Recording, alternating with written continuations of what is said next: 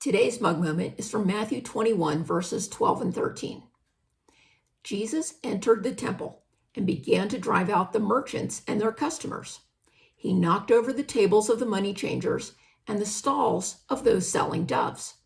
He said, "The scriptures declare, my temple will be called a place of prayer, but you have turned it into a den of thieves."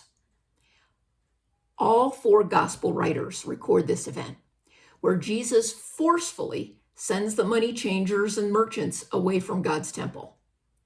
It is likely that the priests initially allowed the merchants to set up shop inside the temple walls as a service to the travelers who had come a long distance to offer their sacrifices to God.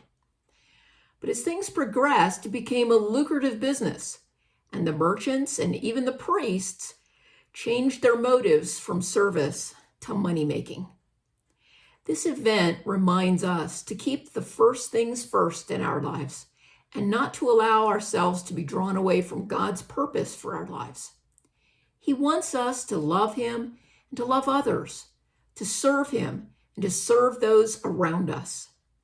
He wants us to be less selfish and more selfless. Jesus quoted Isaiah when he reminded everyone that his temple is to be called a house of prayer. Since we are called to be God's temple too, we are called to prayer.